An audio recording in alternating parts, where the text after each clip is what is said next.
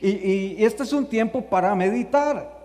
Este es un tiempo donde las personas tienen que hacer un alto y decir, stop, y comenzar a analizar su vida, pero en el sentido del espíritu en su vida, que es lo que lo lleva a uno a tomar decisiones, como decía antes, y a tomar acciones. Amén. Yo recuerdo que cuando llegaba diciembre, hace algunos años atrás, tenía yo unos 22 años, eso significa que hace 10 años de eso, y trabajaba en un banco, y entonces el último mes de diciembre me daban el aguinaldo. ¿Alguien sabe qué es un aguinaldo? Sí, es una porción de salario igual, y entonces como era diciembre y me pagaban por semana, la última semana no descontaban nada de ningún préstamo. Entonces todo el dinero, y además yo ahorraba en una cooperativa.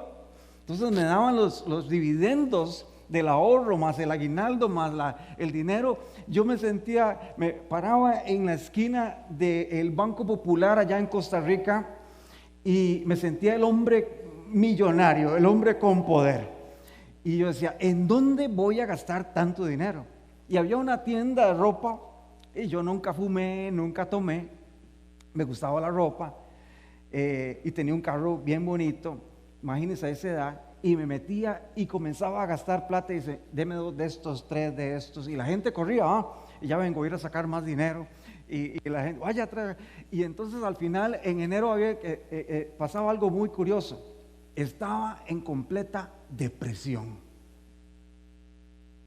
Había una angustia en mi corazón y no sabía por qué. Ya no tenía dinero, estaba empezando el año, diciembre era un tiempo, ¿verdad?, donde me sentía como, ¿verdad?, como Superman. Pero llegaba enero y otra vez triste, otra vez con dudas, otra vez con circunstancias, otra vez con esas dudas. Y empezaba el año lento. Este es un año donde usted puede comerse sus tamales. ¿Cuánto le gustan los tamales? Sí, la semana pasada estuvimos haciendo una auditoría de quién iba a hacer tamal para irme a robar uno, porque a mí me encantan. Es un tiempo de regalos, pero ¿será eso el verdadero significado de la Navidad? No. Y entonces el mercantilismo llega a nosotros y nos hace pensar que si yo no regalo algo, o si el regalo que di es muy pequeño en especie, en moneda, entonces yo me siento mal. ¿Verdad que sí? ¿Verdad que sí? Cuando no hemos tenido para dar nos sentimos mal. Pero déjeme decirle que nuestro Señor Jesús ni siquiera nació en esta época. No nació en esta época. Sin embargo, está bueno reflexionar y llevarnos realmente a una madurez y a un entendimiento, que yo creo que eso es lo que tenemos que hacer en estos días. Es explicar realmente en qué consiste el nacimiento de Jesús. Es hablar de qué significó para Él venir acá y qué significa para nosotros el que Él viniera. Amén. Y podemos hablar de la natividad, y hemos predicado la historia preciosa del nacimiento. Vemos un bebé en condiciones difíciles, todo lo que pasó él desde que nació difícil. Lo persiguieron, nació en un pesebre porque no había lugar, etcétera, etcétera. Es una historia maravillosa, y que llegaron los Reyes Magos, ¿verdad? Y que toda esa historia, ya hemos predicado eso, pero yo creo que hoy voy a darles un filet mignon, y ese es mi regalo de Navidad. Amén. ¿Alguien está listo para esto? ¿Sí? ¿Cuántos quieren aprender? ¿Quieren? Y yo voy a entrar ahí con algunos términos y algunas cosas, pero lo que quiero es que ahora que usted se coma el tamal, y ahora que usted celebra la Navidad dando regalos a sus hijos, que usted pueda sentarse con ellos y que decirles, mire, esto es lo que pasó realmente. Esto es realmente la Navidad, esto es lo que significa, porque la adoración, la gloria y la honra son para un rey, para Dios que vino a la tierra y que se hizo hombre Y que tal vez estamos menospreciando ese hecho de que Él vino y se despojó, ya lo vamos a ver con detalle, y lo hemos comparado por un regalo o por un tamal o por una circunstancia o por una emoción. Cuando usted entiende el nacimiento realmente del Señor Jesús, por qué Él vino a esta tierra, usted agarra confianza. Usted entiende que hay alguien que lo amó y que lo está amando en este momento. Su identidad cristiana comienza a tomar una condición completamente diferente. El Rey de Reyes, el Señor de Señores, el Dios omnipotente que en su Hijo vino aquí por mí. ¡Wow! Y eso me da seguridad de comenzar un año como nunca antes. Eso me da esa seguridad de que alguien me amó. Eso me da esa seguridad de que todo lo puedo alcanzar en Cristo y que yo estoy aquí con un propósito determinado, porque si Él vino por mí es porque yo valgo algo. Y no valgo por la forma, y lo vuelvo a decir, ni por el tamaño ni por el color. Valgo porque Él dio la vida, porque vino hoy, un día como hoy, a esta tierra. Dele un aplauso al Señor. Se lo está dando a Él, ¿verdad? Y voy a empezar con qué es lo que significó para Él. Porque a veces estamos muy centrados en nosotros mismos, estamos centrados en lo que significa para nosotros, y está bien, pero significó para Él. Amén. Segunda de Corintios, versículo 9 dice: porque conocéis la gracia de nuestro Señor Jesucristo, que siendo rico, diga rico, diga rico, diga rico, porque se pone como un pobrecito. No, Él era Dios, era rico.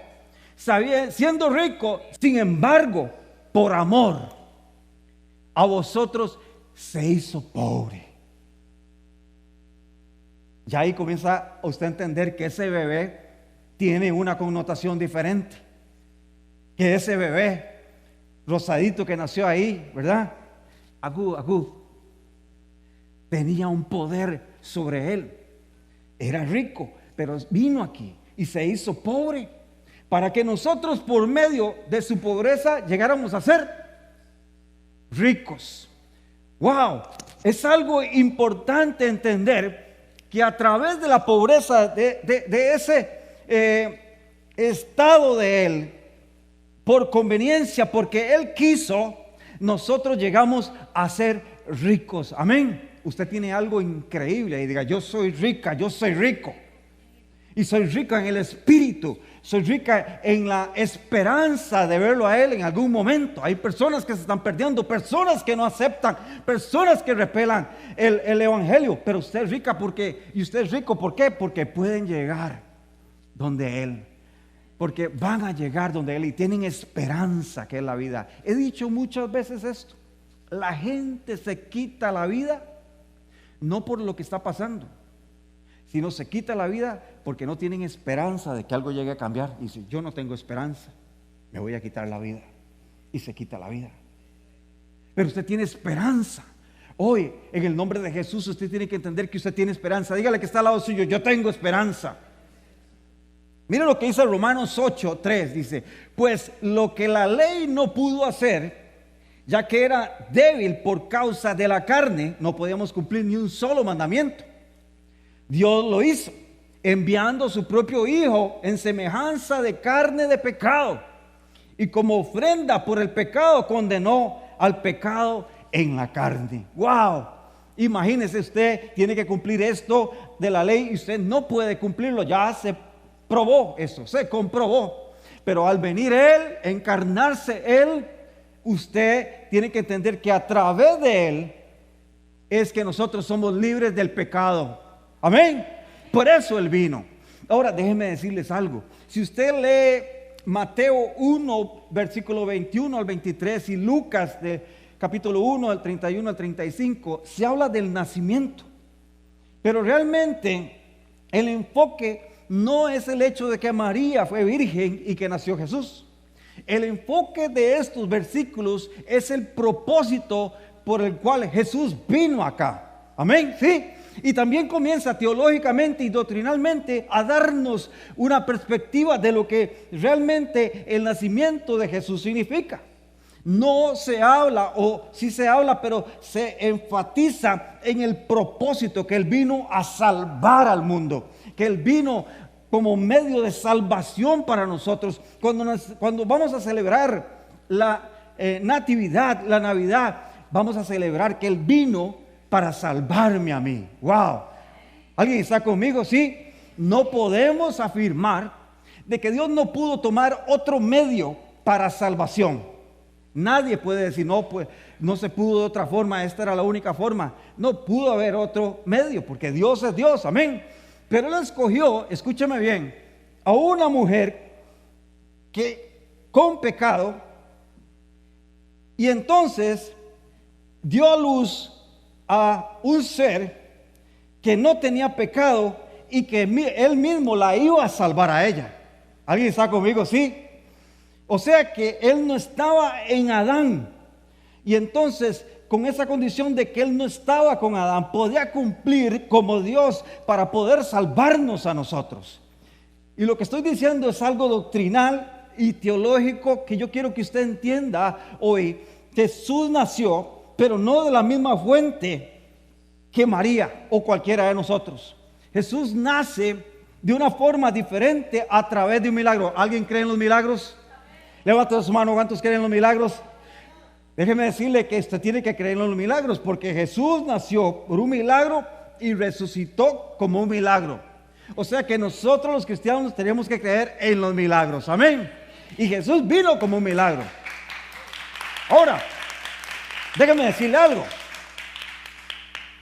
Esto, entenderlo solamente a través del Espíritu Santo de Dios. Que Jesús vino y se encarnó en una mujer por medio del esperma del Espíritu Santo, y que nació sin pecado porque Él tenía que cumplir ciertos lineamientos para después poder reclamar su muerte y decir, yo voy a morir aquí por todos ellos, amén. Y voy a llevar los pecados del pasado, voy a llevar los pecados del presente y voy a llevar en mí los pecados del futuro. Todo está cumplido ahí, todo está cubierto. Eso significa el nacimiento de Jesús. Por eso es que Él vino de esa condición. Yo quiero que usted hoy medite. ¿Qué es la Navidad realmente? ¿Cuál es el propósito del nacimiento de Jesús? Porque tenemos que adorarlo como nunca antes. Que no lleguemos a la casa preocupados por los regalos y los tamales y todo lo demás. Que el manto de depresión que cae sobre algunas gentes y el manto de alegría excesiva que se da en otros sea permeado, o que permeen, o que vayan a distraernos del real objetivo, que es la alabanza a nuestro Dios, a nuestro Jesús. Él merece la gloria, Él merece la honra. Él es el centro de nuestra atención en esta Navidad. Usted tiene que llegar con su familia y si saben qué, necesitamos sentarnos y que entendamos qué es lo que estamos celebrando. Necesitamos entender qué es lo que está pasando. Jesús estaba destinado, a través de su mantenimiento sin pecado, impecable en su naturaleza, a convertirse en un sacrificio para usted y para mí. Desde ese nacimiento ya estaba la seguridad de que usted y yo íbamos a ser salvos. Ahora, esto se llama en teología la kenosis. Dígale que está al lado suyo, kenosis. Y les dije que les iba a dar carnita. Kenosis, diga kenosis. Y usted llega y le dice, mi hermana, a una persona que no está aquí, dice, ¿tú sabes algo de la kenosis? Kenosis. ¿No será algo para comer ahora en Navidad? No. Y usted le dice, no. Kenosis es el aspecto concreto de la encarnación, en el que el enteramente divino Hijo de Dios, en un acto de humildad, se hace hombre, pero no pierde su condición de Dios. ¿Aló? Sí. Y aquí estamos hablando de que hay muchas discrepancias teológicas en diferentes vertientes. pensadores y algunos refutan esto. Jesús viene, se encarna, pero no pierde sus virtudes como Dios, y es que las utiliza cuando Él cree conveniente. Activa lo celestial, activa el cielo. Dice que los ángeles le servían, los milagros que Él hacía, las sanidades, resucitaba a las personas que estaban muertas. Esa unción y ese poder solo correspondían a un Dios, y Él vino por usted y por nosotros. Amén. Hay uno de los versículos bien impresionantes que nos narran esto, y voy a ir rápido, pero voy a decir algunas cosas buenas, y es Filipenses 2, versículo 6. Dice: el cual, aunque existía en forma de Dios, no consideró el ser igual a Dios como algo a que aferrarse, sino que se despojó. Dígale que está al lado suyo: despojó. Asimismo, tomando forma de siervo, haciéndose semejante a los hombres, versículo 8, y hallándose en forma de hombre, se humilló a sí mismo, haciéndose obediente hasta la muerte, y muerte de cruz, versículo 9. Por lo cual Dios también le exaltó hasta lo sumo, y le confirió el nombre que es sobre todo nombre, para que el nombre de Jesús se doble toda rodilla, en los que están en los cielos y en la tierra y debajo de la tierra, y toda la lengua confiese que Jesús es Señor, para gloria de Dios Padre. Este versículo empieza con una acción de Jesús de venir a esta tierra y humillarse, y Él mismo es exaltado por el Padre. Amén. Y toda rodilla se tiene que doblar, y toda lengua tiene que confesar que Él es el Rey. Ahora pregunto, ¿cómo usted está celebrando esta Navidad? ¿Está doblando toda rodilla ante el Rey? ¿Está alabando y diciendo, exaltando, llevando las nuevas a otros? ¿O está usted pensando solamente en usted? En esta Navidad usted tiene que reflexionar cuál es la posición real que usted tiene que tener delante del nacimiento.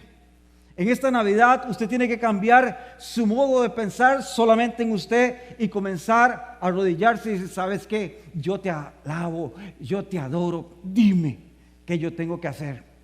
Porque esta es uno de los versículos ejemplos que tenemos para poder seguir los pasos de Jesús. Amén. ¿Sí? ¿Cuántos están conmigo? Los intérpretes consideran que cuando la palabra dice en el versículo 6 que Él se hizo forma de Dios, que está hablando de la preexistencia de Jesús en la tierra. Escúcheme bien. Wow, es que esto es impresionante. Yo estoy muy ministrado con esto. Quiere decir que ese niñito al cual celebramos hoy ya existía. El Evangelio de Juan confiesa y hace una aseveración: en el principio era el Verbo, y el Verbo era con Dios, y el Verbo era Dios.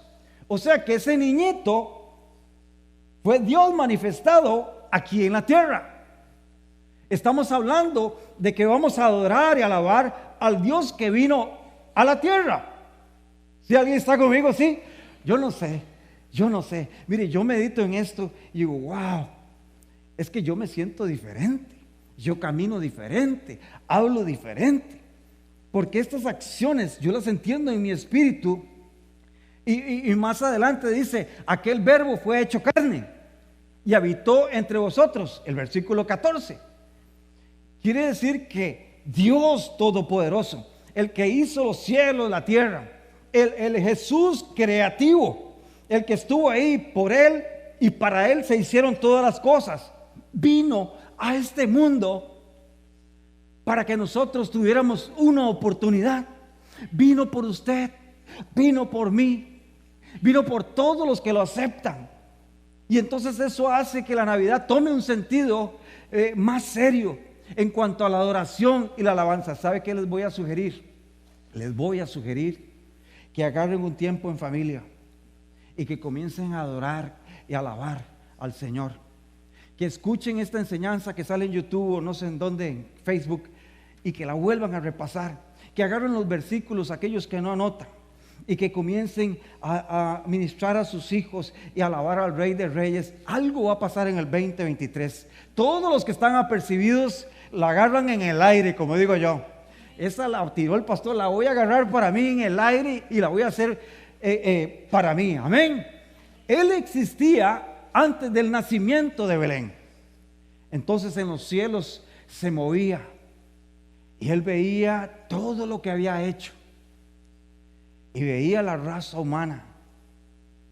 Dice: ¿cómo los amo? ¿Cómo los amo? Yo soy Dios. He hecho todo perfecto, pero tengo que hacer algo por ellos. No los voy a dejar perder, porque los amo tanto que tengo que ir a rescatarlos. Ahora están entendiendo su posición de Dios, de proveedor, de sustentador. Porque déjeme decirle que la tierra gira alrededor del sol, ¿verdad? Pero la tierra, si se detiene 2 segundos o se atrasa, inmediatamente hay una catástrofe. No solo Él la hizo, sino que Él la sostiene y la mantiene en el estado que está. Mire, hablaba con un amigo, y él es ateo, y entonces él es darwiniano, está con Darwin. Yo le digo Darwin, mi amigo Darwin, porque él cree que venimos de los animales y hay una evolución. El problema con la evolución es que no puede explicar de dónde venimos. Y otro problema con la evolución fue que se inventó el ADN. Entonces Darwin fue antes del ADN, y cuando se inventa el ADN se da cuenta que nosotros no podemos por ADN venir de un animal. Entonces hasta ahí llegó. Lo que quiero decir con eso es que todo es tan perfecto. No hay forma que cuestionen lo que Dios hizo. No hay forma de que alguien venga. Sería más tonto decir que Dios no existe que tratar de probar lo contrario. Quiero decirles que hay gente que trata de forzar las cosas para explicar que Dios no existe. Pero para mí eso es más difícil que explicar que Dios existe. Para Dios, en el contenido de su Biblia, está todo de dónde venimos, cómo venimos, qué hacemos. Todas las respuestas están ahí. Y entonces cuando yo voy y comienzo a discutir con él, pues hay un momento de silencio de parte, porque no hay forma de que puedan refutar la palabra de Dios. ¿Por qué no le dan un aplauso al Señor? Ahora, cuando el versículo habla de forma, está hablando de algo como semejanza. ¿Aló? Sí. Simplificado esta enseñanza, podemos decir que antes de que se hiciera hombre, ya tenía forma de Dios. Es una simple manifestación de Dios. No es una simple manifestación de Dios, sino que Él es Dios. Amén, ¿sí? Estamos hablando de que Él vino, el que se encarnó, el que nació ahí, era Dios.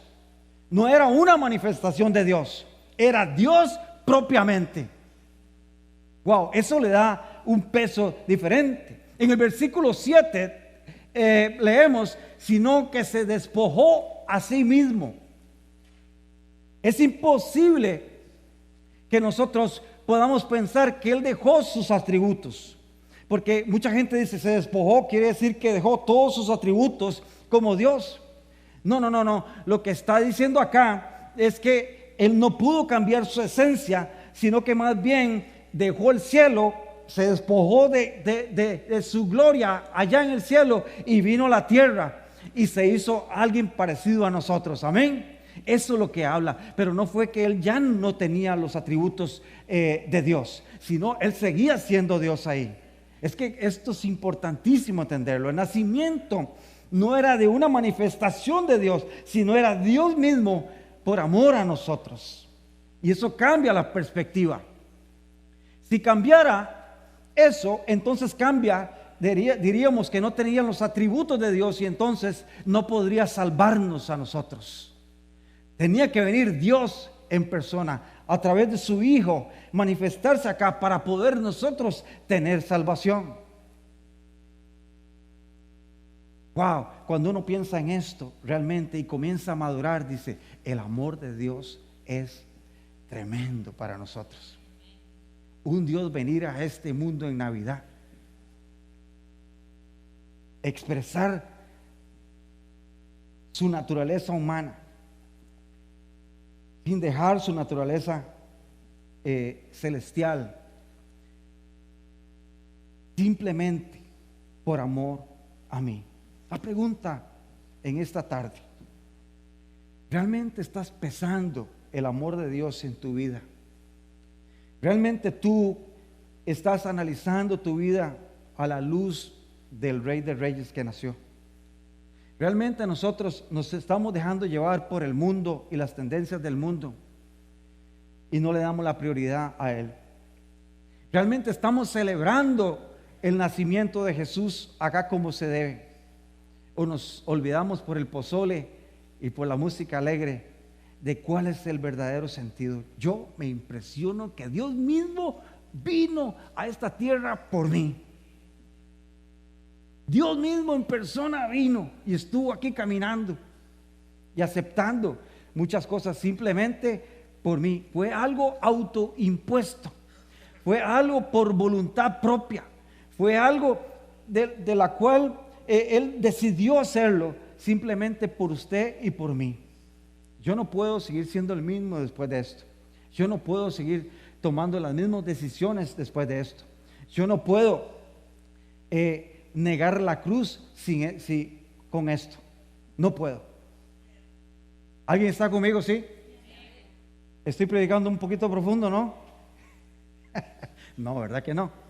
Dice que tomando forma de siervo. Aquí es otra de las cosas que me impresiona. Al tomar forma de siervo se hizo humano. Era completamente Dios y hombre. No se despojó de su deidad, sino que su gloria y sus privilegios celestiales encarnándose para poder tomar forma de siervo. Tal vez de alguna forma en algunos momentos no tenía esa potestad, pero en algunos momentos la activaba, simplemente por beneficio de nosotros. Pero esto era simplemente para poder morir por nosotros, para tomar una posición y decir: aquí estoy yo represento a Paulina, yo represento a Dainé, yo represento a Ricardo, aquí estoy yo representando a la pastora, yo estoy representando a Laura, aquí estoy yo, Dios, soy el único que puedo hacer esto y la voy a representar a cada uno de ellos, de los cuales a mí me acepte. Wow.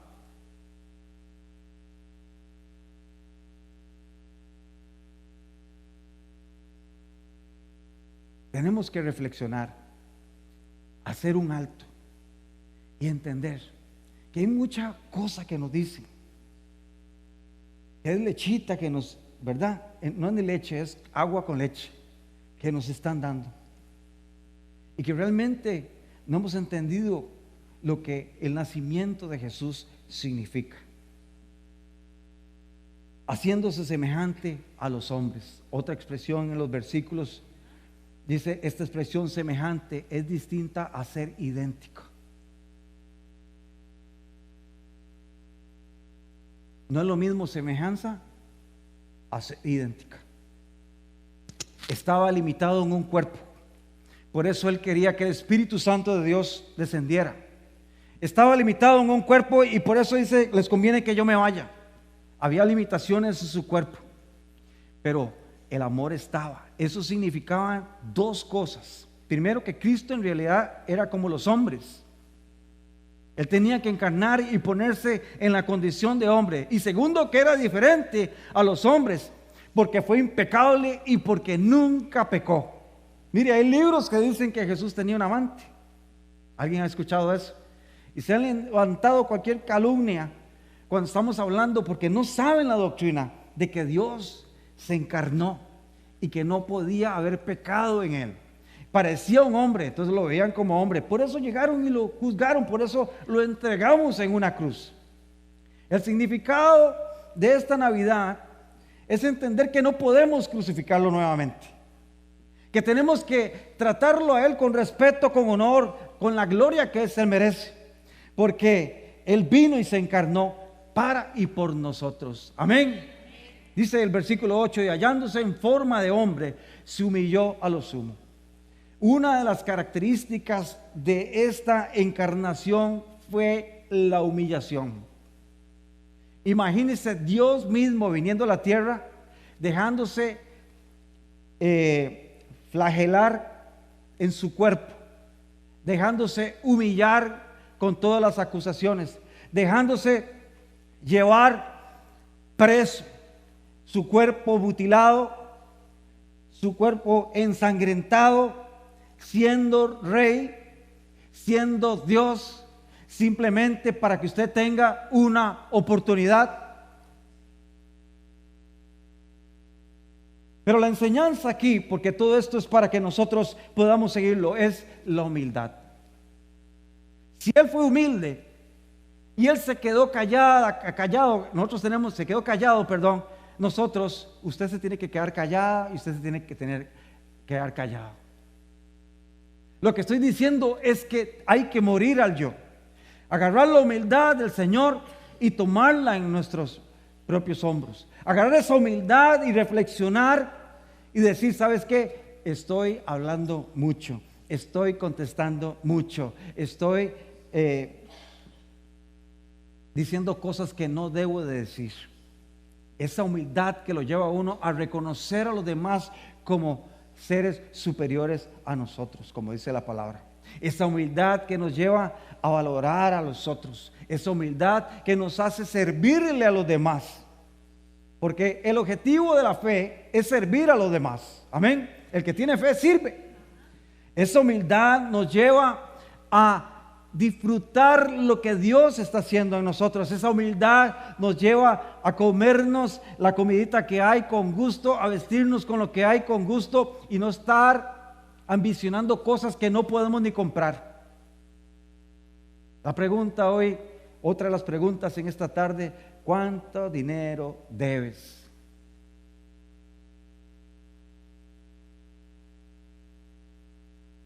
¿Será que no tienes humildad para reconocer una limitación y sigues comprando con lo que no?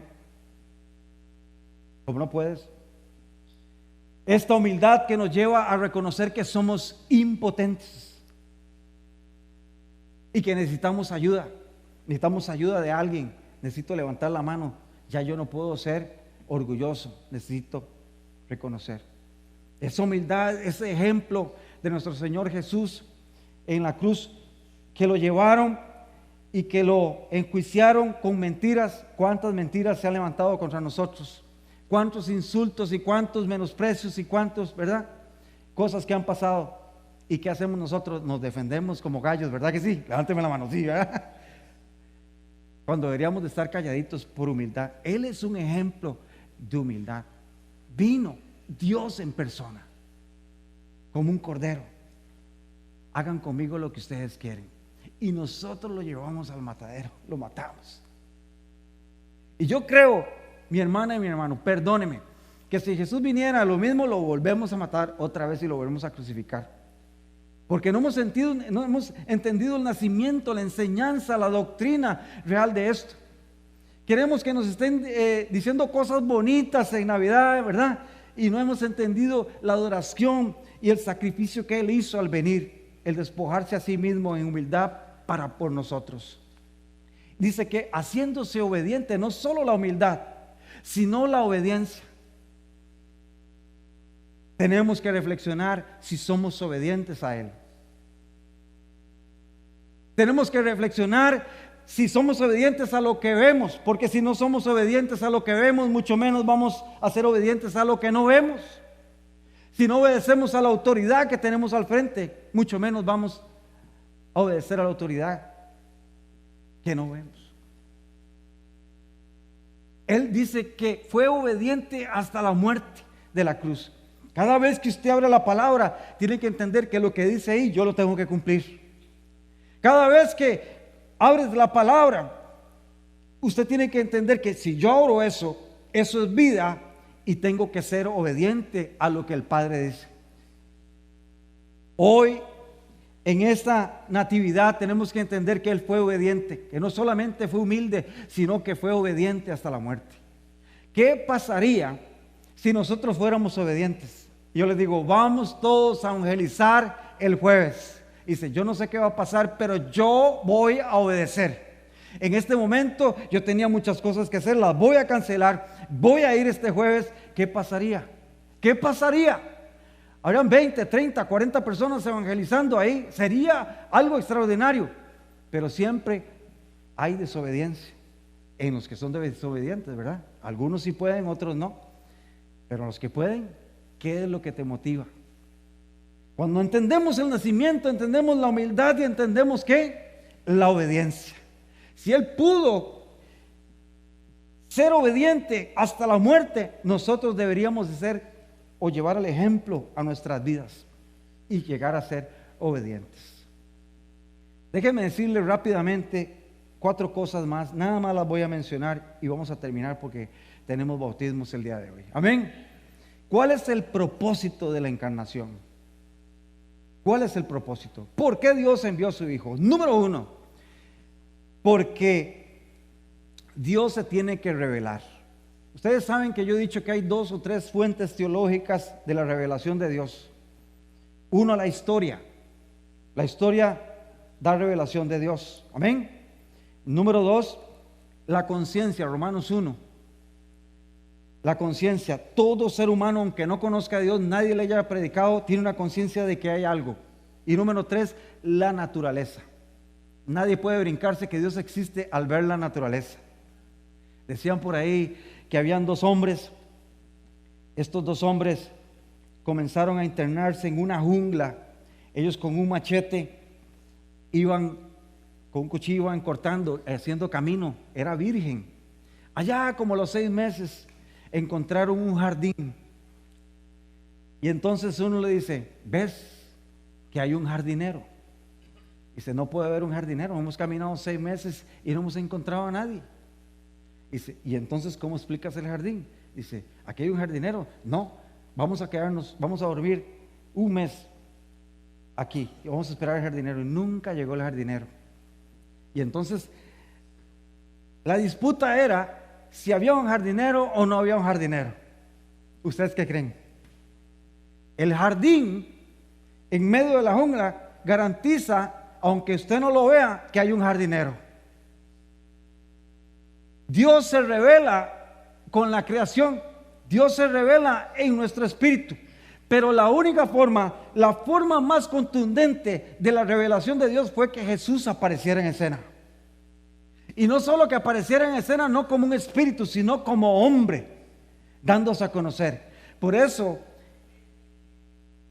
para revelar Dios su propósito, tuvo que encarnarse Jesús. Número 2, para proveer el ejemplo de nuestras vidas. Y ya lo puse. Jesús se encarna para darnos ejemplo de cómo nosotros tenemos que vivir nuestra vida. ¿Cuáles eran los 2 puntos que puse? Humildad y obediencia. Él es un ejemplo. Número 3, para proveer el sacrificio efectivo del pecado. Quiere decir que solo hay una persona en la cual hay salvación, y ese es Jesús. Entonces Él vino a liberarnos del pecado. Por eso vino Jesús. Número 4, para cumplir el pacto davídico. Y aquí Él se encarga y dice que el hijo de David, y se cumplen todas, porque Dios no miente, toda la genealogía hasta llegar a Jesús. Número 6 o 5 o 6, para destruir las obras de Satanás. No me pueden decir que usted no puede ser libre de los hábitos, de las ataduras de Satanás. Y voy a estar predicando, enseñando un viernes de esto, sobre este tema, porque creo que es meritorio. Pero Él vino a deshacer las obras de Satanás. A través de Él no queda ningún espíritu. Toda obra de Satanás se destroza cuando mencionamos el nombre de Jesús y estudiamos Escritura. Número 6, para poder ser sumos sacerdotes, porque Él era un sumo sacerdote, y entonces nosotros vemos el ejemplo de la parte sacerdotal en nuestras vidas. Amén. Y número 7, para poder ser juez competente. Él es el que nos defiende. Tenemos abogado con el Padre y para eso vino Jesús. Amén.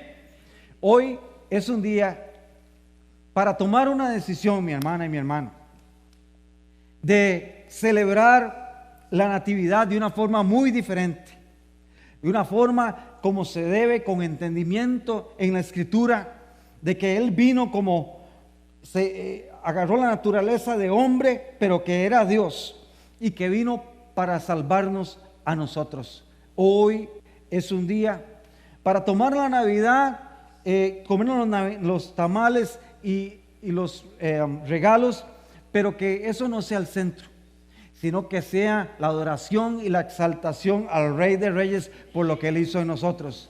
Hoy es un día para que nosotros reflexionemos en esta Navidad, que Él vino como ejemplo, que Él vino a eliminar las obras de Satanás, que Él vino a hacer cosas extraordinarias por amor a nosotros.